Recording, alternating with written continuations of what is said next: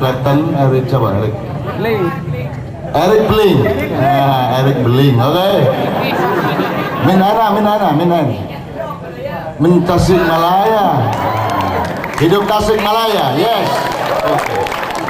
Tolong, meskipun kita menguasai lagu Arab, menguasai lagu Eropa, menguasai lagu Barat modern, menguasai dari Sheila on Seven sampai Peter Pan, menguasai apapun, tapi jangan pernah menjadikan itu semua menjadi nasi hidupmu. Itu semua lauk pauk. Yang nasi adalah Sundamu, Jawamu, Indonesiamu.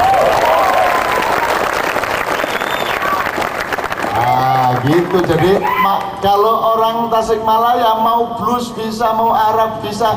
Emang orang California bisa Sunda? Nggak bisa kan? Bisa orang Arab kok. Gundul nggak bisa orang Arab. Kalau orang Jawa, orang Sunda, azan sehebat apapun di Masjidil Haram lebih bagus azan di Jawa Barat. Betul nggak? Jadi yang memimpin dunia cocoknya siapa? Orang Indonesia, betul nggak? Orang Indonesia. Ntar kalau ngelawan Arab kita kasih Sunda, ntar ngelawan orang Eropa kita kasih orang Jawa, ntar ngelawan Jepang kita kasih orang Bali. Kita punya bahan-bahan macam-macam, dan kepemimpinan dunia tidak hanya bisa lewat politik, tapi yang akan datang kita harus ngomong peradaban, al-adab, at-tamadun, ya. Peradaban. Dan kalau sudah ngomong peradaban, siapakah yang paling kaya kebudayaannya di dunia ini? Indonesia. Indonesia itu apa? Apa yang nggak ada? Udah sebut satu yang nggak ada di Indonesia. Apa? Mau dandanin handphone rusaknya kayak apa? Bisa kita.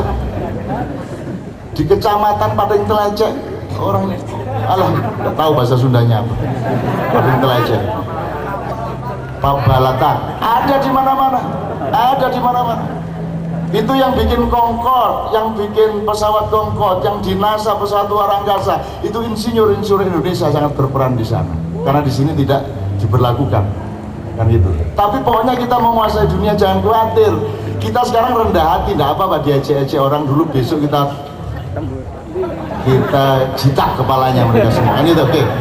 Maka terakhir sekali, supaya Anda setelah terus, kalau sudah bisa lagu blues terus bangga, bisa Arab terus bangga, enggak. Kebanggaan kita nomor satu adalah kekuatan lokal kita. Maka sekarang Kiai Kanjeng saya minta, kalau dari Jogja itu gini loh, orang lokal tuh nakalnya kayak begini, kalau di Sunda bagaimana, Bandung, Tasikmalaya bagaimana, tolong digali lagi supaya kita ini punya kenakalan-kenakalan. Kalau hidup enggak nakal tuh apa gunanya? Mosok lanang gini-gini tuh, laki-laki tuh ya harus ngerokok, ngopi, itu kan masa laki-laki nggak ngopi, nggak ngerokok, nggak gondrong, nggak kumisan, nggak pacaran, nggak terus ngapain lo?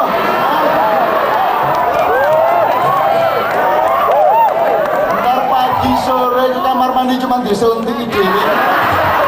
Ngapain lo?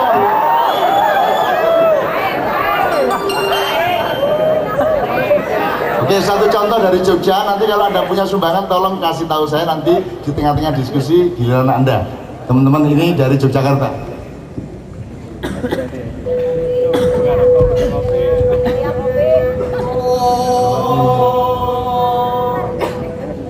Satu, dua, tiga.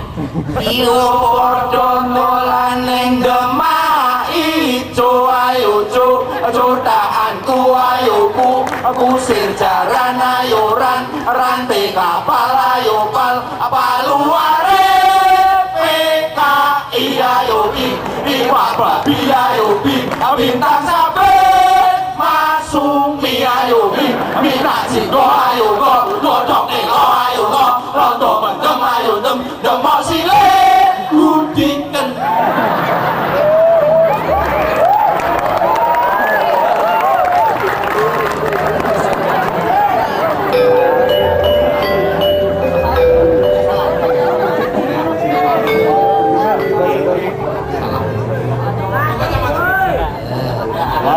Satu, dua, tiga. Esok tuku lengo nyangking botol konco lawas dijatulan menyang kali pelem niku kecuting luwi jeruk tumo lurus jempol jempol sikil tel arep prikil itu dan ora apik polong yen dikarang resete kulit silet iku dijupuk aja dicawuk gawang bal-balan jaringe arep prikil pentung terus singgung gabung sing korupsi.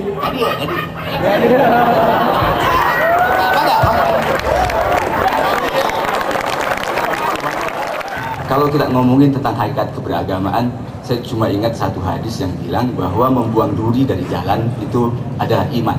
Jadi saya mungkin mengajak teman-teman untuk menjadikan membuang duri dari jalan adalah sebagai hakikat keberagamaan. Duri itu nggak jelas agamanya, dia nggak jelas jenis kelaminnya, tetapi kalau dia ada di jalan, dia juga tidak memilih siapa yang harus ditusuk. Bisa jadi Muslim, bisa jadi Kristen, bisa jadi Yahudi, Hindu, Buddha. Kalau kena duri pasti ditusuk.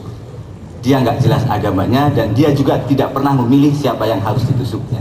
Karena itu membuang duri dari jalan adalah tindak keberagamaan yang paling hakiki, tindak laku yang menyebabkan kita bisa saling menyelamatkan dan tidak misalnya pilih-pilih ini duri biarkan saja karena dia akan diinjak oleh orang Kristen. Tidak bisa seperti itu karena orang Kristen atau orang Islam tidak pernah memiliki kemampuan untuk melihat ini duri saya atau tidak. Bagi saya hakikat keberagamaan, dan kalau kita menelisik hakikat keberagamaan, kita mencoba lagi untuk membuang duri dari jalan yang kita lakukan pada Ramadan ini, dan mungkin itu Lailatul Qadar saya dari Cak Nun. Terima kasih Cak Nun. Singkat-singkat amat. Gini, saya menawarkan sebelum beberapa fraksi akan memulai. Jadi duri tadi itu maksudnya adalah universalitas perbuatan seseorang. Jadi kalau di desa saya dulu di Jombang itu kalau mau pemilu itu orang berpikir berdasarkan parpol. Jadi ada yang anaknya namanya Tarwi, seorang pemuda itu bawa karung terus terjatuh di sepedanya dan orang tidak mau menolong karena dia Golkar. Oh Jarnoai Golkar itu. Nah, berarti dia kalah sama duri. Duri menusuk siapa saja, beras bersedia dimakan oleh siapa saja. Jadi sesungguhnya beragama adalah belajar kepada alam, antara lain ya Pak Pendeta ya, kan gitu. Sementara di Indonesia Anda lihat banyak sekali peristiwa-peristiwa primordial ya. Saya kasih contoh tadi soal masa mau beli rokok nanya dulu agamanya apa, mau naik taksi nanya agamanya apa. Ada orang jatuh di jalan ditabrak truk terus sudah gini-gini, Islam Kristen, Islam NU Muhammadiyah, PKB P3, PKB Alwi Gus Dur, selak bongkar ini. Nah, filosofi duri tadi oleh Ustadz kita adalah pokoknya nolong adalah nolong titik. Fal ya'mal amalan sholihan kata Allah, pokoknya berbuat baik adalah berbuat baik titik. Siapa lapar kasih makan titik. Itu hakikat keberagamaan menurut beliau. Nomor dua, ini juga tidak hanya soal yang universal dan sehari-hari, ini juga bisa sampai ke masalah birokrasi dan profesionalisme.